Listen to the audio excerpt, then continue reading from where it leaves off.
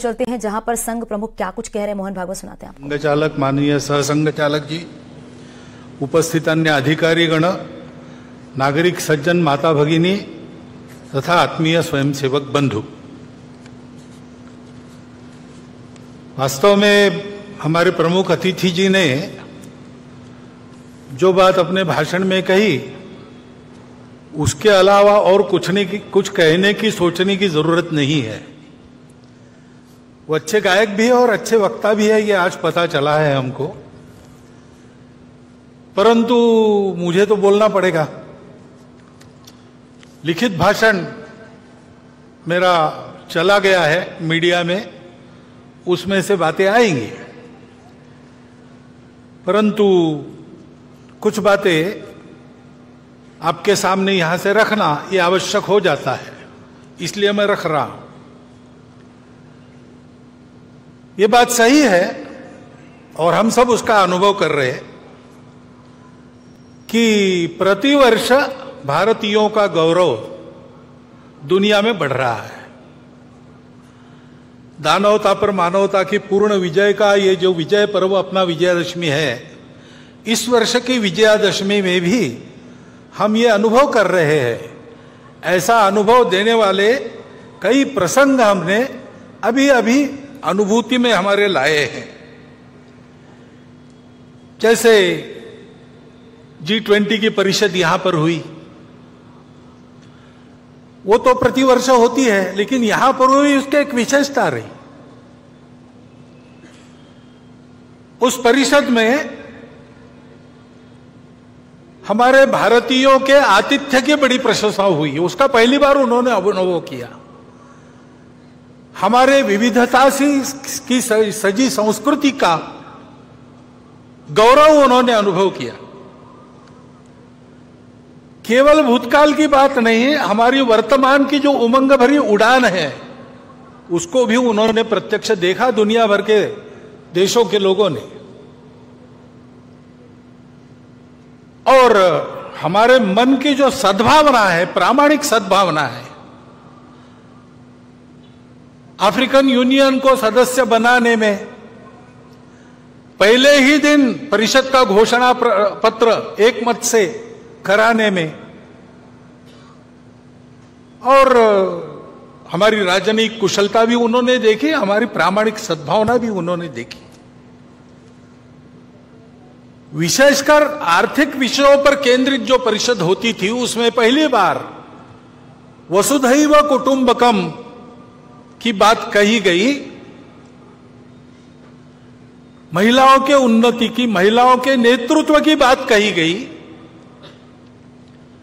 और वो मानव केंद्रित बात हो गई। उसमें करुणा के ग्लोबलाइजेशन की बात भी यहां जो C20 हुआ था वहां रखी गई थी। ऐसा एक प्रसंग हमको एक झलक देके गया कि हमारा स्थान आज दुनिया में क्या बना है।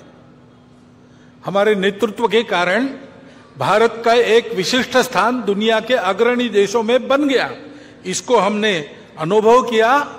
ऐसा अभिनंदनीय कार्य हमारे सामने हुआ है।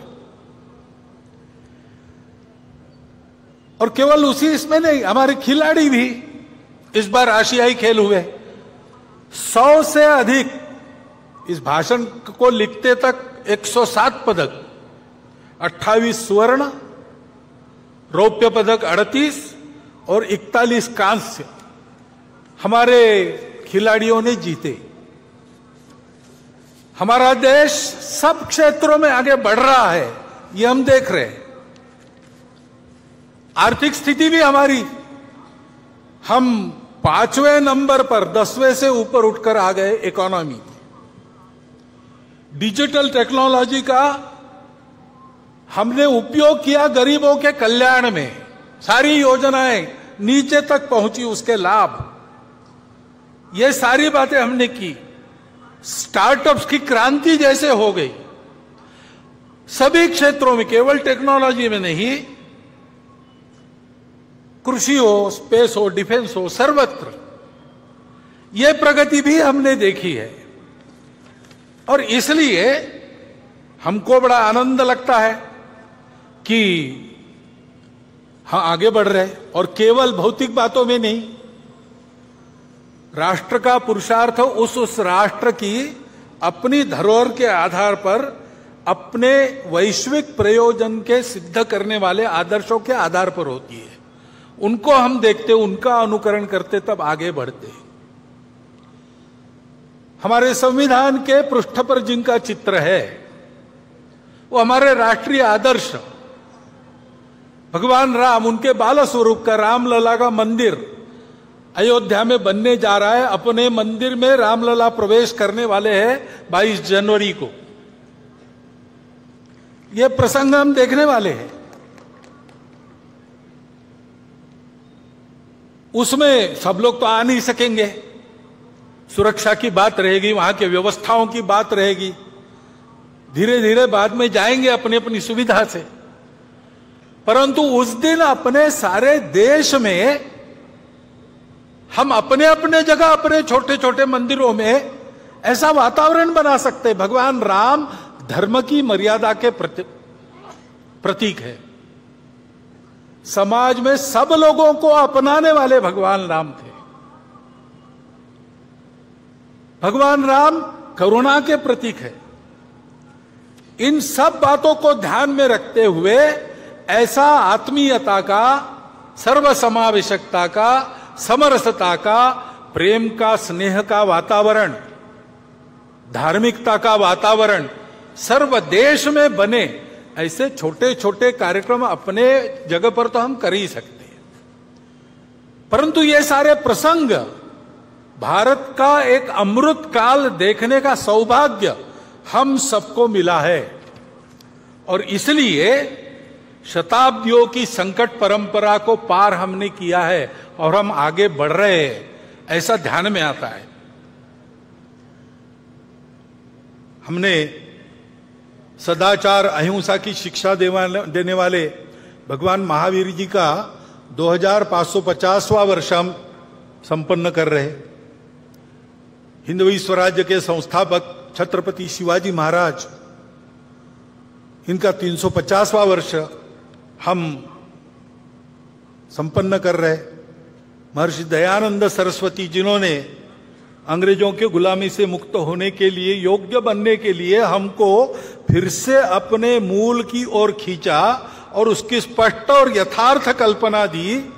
रूढ़ी कुरीतियों को बाजू रखकर वास्तविक अर्थ क्या है वो बताया। उनका 200वां वर्ष हम संपन्न कर रहे। ऐसे ही रानी दुर्गावती, भारतीय महिलाओं की शक्ति, उद्यम, साहस, धैर्य, बुद्धि, शक्ति, पराक्रम, प्रशासकीय कुशलता, प्रजाहित दक्षता, इसका परिचय देने वाली, उनका 500वां वर्ष। और साथ साथ भक्ति का परिचय देने वाली संत मीराबाई, इनका 550वां वर्ष। ये अभी हम संपन्न करने वाले हैं, आगे उनका वर्ष है। ऐसे ही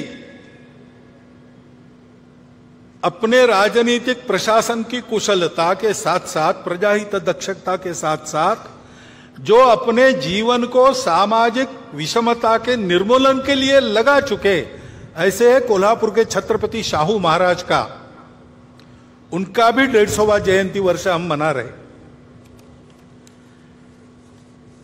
अभी अभी हमने संपन्न किया, तमिलनाडु में एक संत हो गए, वल्ललार जी, श्री रामलिंगम वल्ललार जी। उन्होंने अपने जवानी से ही स्वतंत्रता की अलग समाज में जगाना प्रारंभ किया। उन्होंने कहा कि हमारे देश में जो दरिद्रता दिख रही, भूखे लोग दिख रहे, वो अंग्रेजों के गुलामी के प्रतीक है और उसका उपाय मैं करूंगा। तो उन्होंने पहले अन्नदान प्रारंभ किया।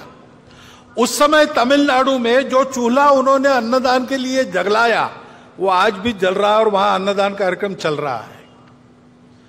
आध्यात्मिक सांस्कृतिक जागृति के आधार पर सामाजिक समता और स्वतंत्रता का संदेश देने वाले वल्ललार जी की भी 200वां वर्ष अभी संपन्न हुआ, अक्टूबर में पूरा किया।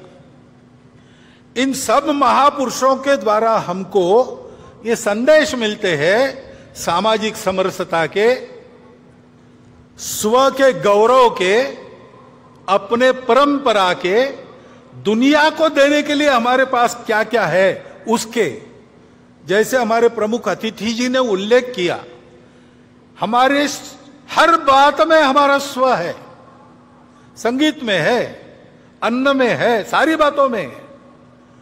उसको दुनिया को देने का समय आ गया है और इसलिए उस स्व का गौरव धारण करके स्व के आधार पर देश का एक यशस्वी जीवन खड़ा करके बताना संपूर्ण दुनिया को। तो संघ प्रमुख मोहन भागवत को आप सुन रहे थे, नागपुर में मौजूद हैं और दशहरे के मौके पर उन्होंने कई ऐसी बड़ी बातें हैं जिसका जिक्र किया है और लगातार देखा जा रहा है कि दशहरे के मौके पर अलग अलग जगह पर कार्यक्रम का भी आयोजन किया गया है। चलिए यहाँ रुकनी, छोटा सा ब्रेक के लिए चलते लौटते हैं।